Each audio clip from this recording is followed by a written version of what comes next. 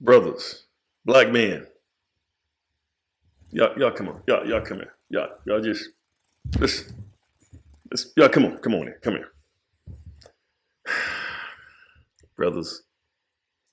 We have got to do better. We just got to. Let's get into it.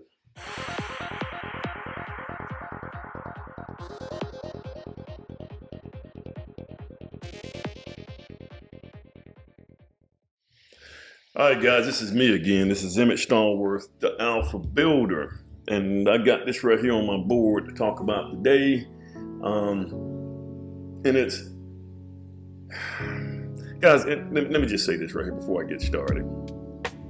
It's not a week to go by that something happens that produced the content for me to sit here and talk to you guys about. Either it's another contractor I talked to, like I got a couple of buddies of mine, African American, white, it doesn't matter. They reach out to me and we discuss these matters. Good, bad, and different. You know, I think these matters need to be talked about. Now, this right here on my board was, and I just wrote it down. Black contractors don't have the business in order.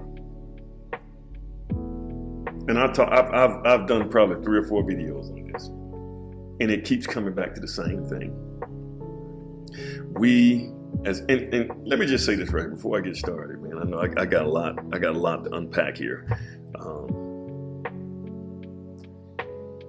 We live in a society now where if you call black people to task, if you say you're not doing this, or you did this wrong, or you messed up, or this is why you messed up, we can't take it. I know this because guys, you know, I like to go out and sit down, and I like to have intellectual discussions with a couple of my buddies, you know, on the weekend. You know, we may go out and we may have a beer or something. They smoke cigars. I can't do the cigar thing. It just don't agree with me and my stomach. Maybe I did it wrong the first time, but we'll sit down and this is where, you know, we try to go to male spaces, which those are gone now. But we try to sit down and we try to have intellectual discussions about the plight of Black America and just black people in general.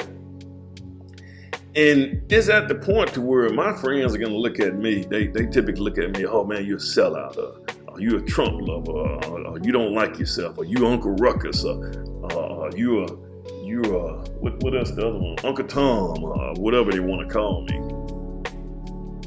And the funny thing about it, if you actually read the book, it was actually Uncle Tom was the one that was trying to help the black folks. It was Sambo who was the problem. But that's a subject for another debate, guys. But when I'm going heavy in the paint on black people, see, I don't just give you a security blanket. I don't hold back, but just because you're black.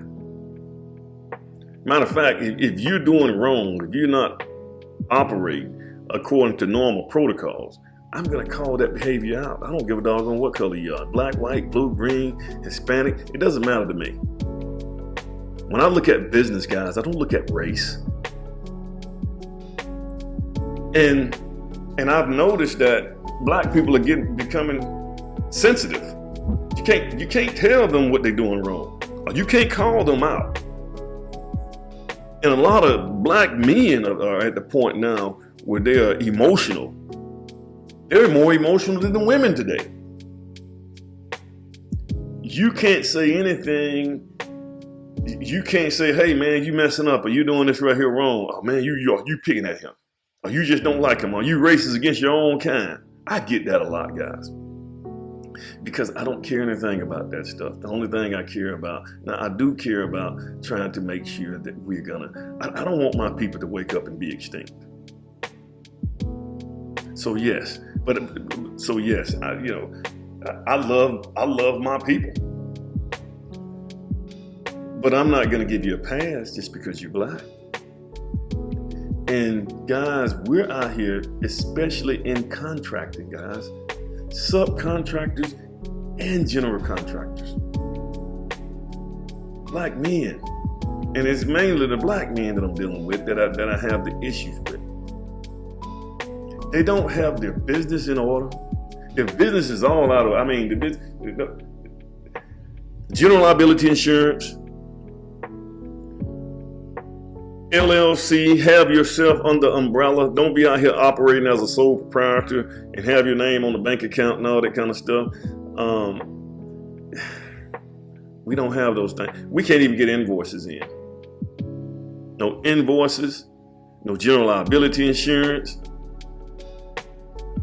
We can't even give out quotes. We don't even give quotes. What we want to do is just show up on the job and do the job and send you an invoice, and the invoice is way higher. Now, I can't, if you let these jokers come on your site and you don't already have that cost figured out or a way to figure their cost out, then you messed up. That's on you.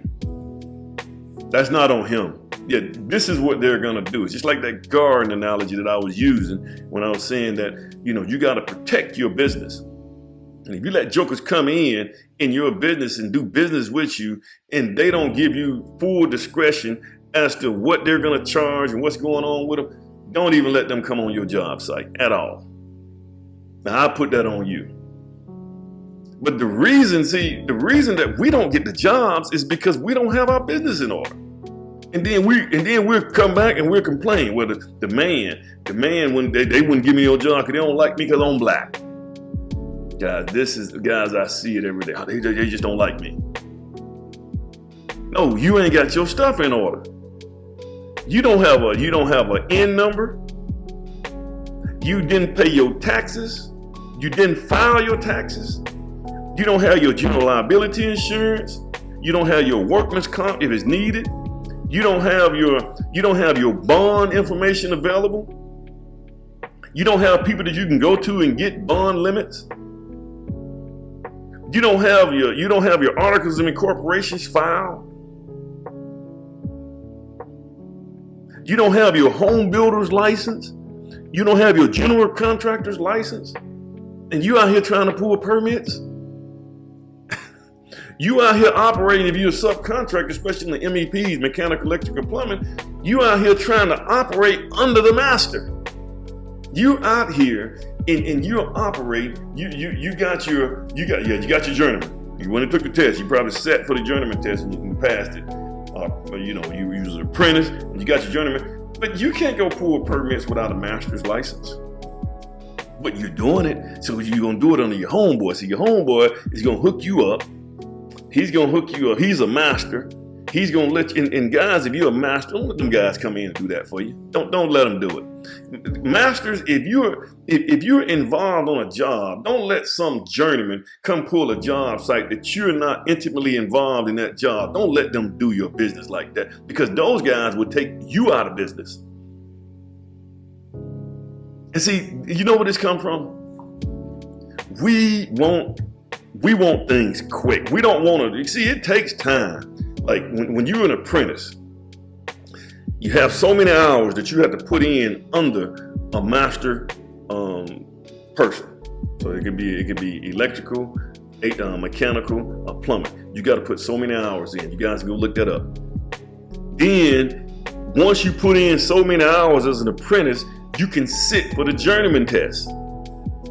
So now you gotta take a test and you gotta produce.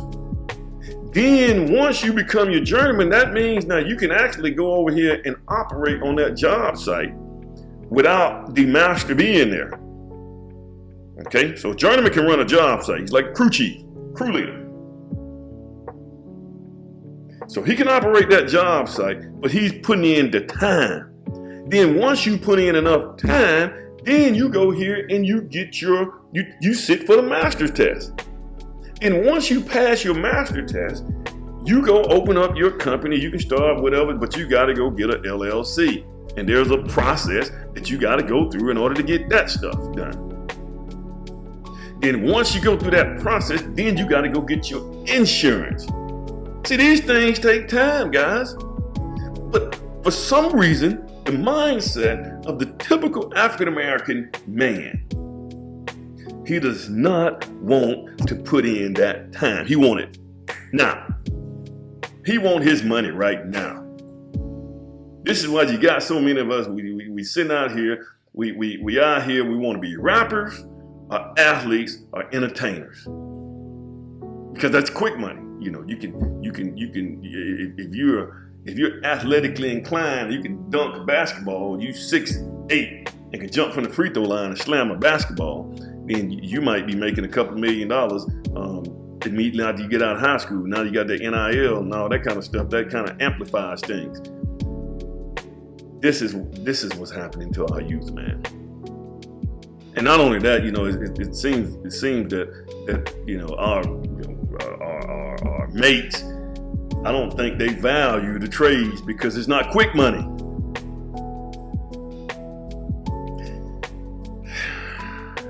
This is why we're not getting our business in order, man, because we want it too quick. We want everything quick. We don't want to go through the growing pains.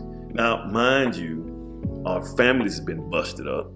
You know, you look at the 60s and the 70s, and people, you can sit here and you can argue all you want to, but until we get our family unit, our nuclear family structure together and in order, it's going to keep going downhill, guys. It's going to keep going downhill.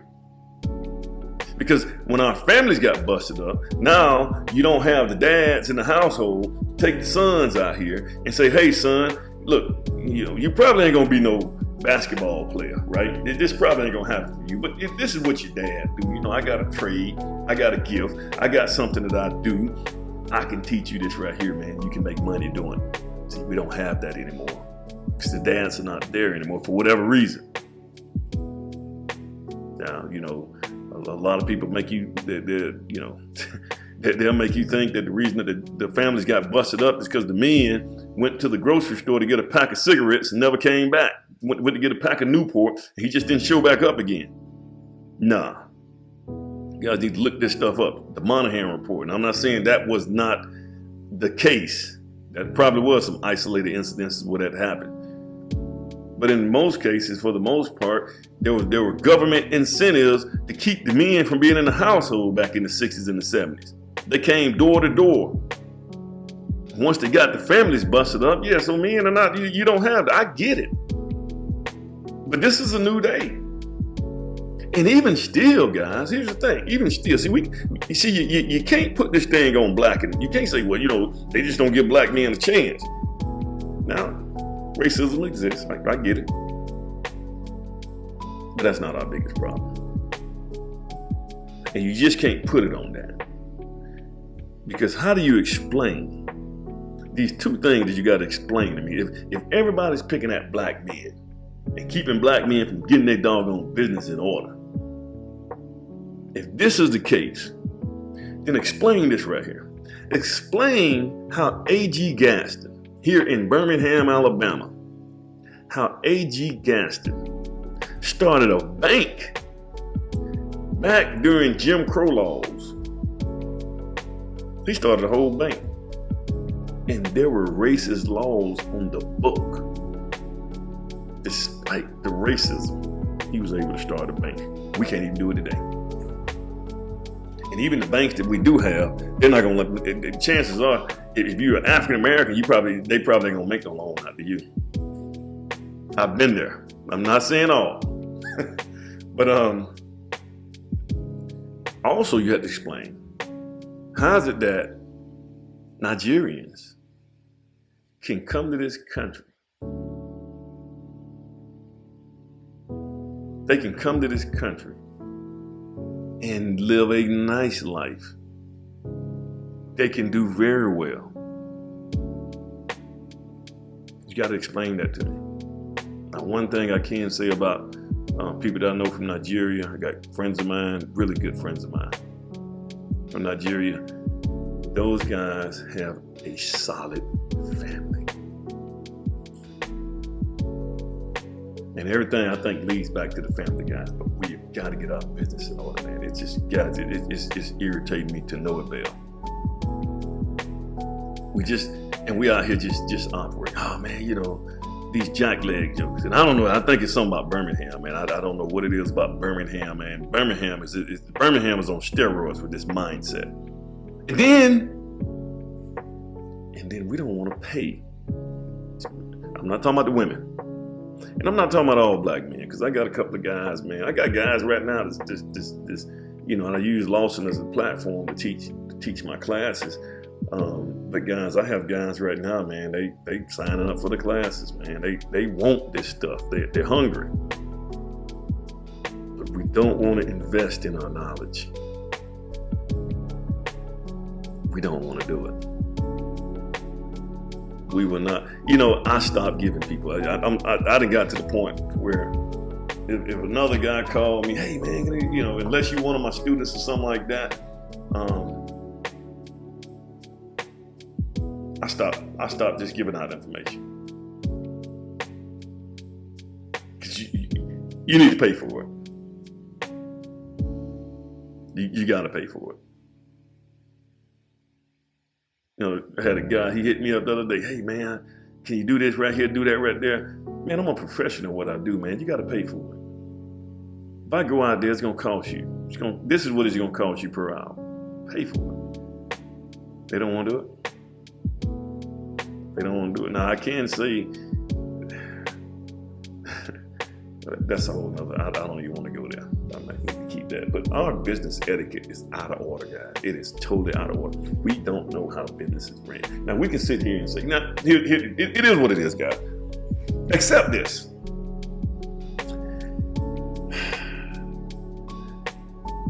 Business etiquette is controlled by the dominant society. It is what it is. I didn't make the rule. It is what it is. Got what they call parliamentary procedures. We still do that. You know, we do those things. Parliamentary procedures, that was the old English way of conducting a meeting. So our business etiquette is controlled by the dominant society, which is white men.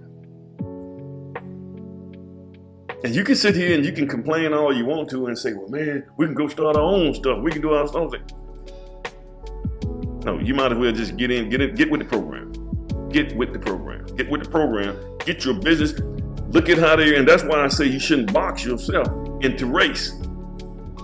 You can go here and you can do business with white men. You can go in places. Don't just sit here and isolate yourself in these black spots. Put yourself everywhere. See, I don't want to just be the best builder. I don't want to be just the best black builder. I want to be the best builder. You know, there's a certain etiquette and behavior that you have to have when you're doing business. You know, a lot of the Hispanics that I do business with, they get it. It's only when I'm dealing with brothers that I struggle. Well, in most cases, disproportionately when I deal with brothers, black men, I hired a subcontractor against my, I did, and this was, hey guys, it worked out this way, and I knew this would happen. The homeowner wanted to have her own electrician. Okay, but I'm the builder. This guy want to tell me how to run my company. Hey man, I need you to go out here and get me a temporary permanent power to the house so we can check out everything on the house. But we don't do that. Why is it that every other municipality that I talk to, probably every municipality in this area does that, but you? And if you don't understand it, don't just say, no, you're not gonna do it. Go research what I'm talking about and see am I wrong. Pick up the phone, call Hoover. Hey man, do y'all do temporary permit? Yeah, we do. Hey, Vestavia, do y'all do temporary? Yeah, we do. Dang, this guy might be on to something. Figure this stuff out. These are the things that we got to do, guys. When you're running a company, you got to figure this out. I don't just immediately just tell somebody they're wrong and I'm not going to do it. This is how we run our business. And then we wonder why no one wants to hire us. And now we're at a point to where we're untouchable. Like even when people try to call us out on our behavior, it's wrong. You can't talk to him like that. Guys,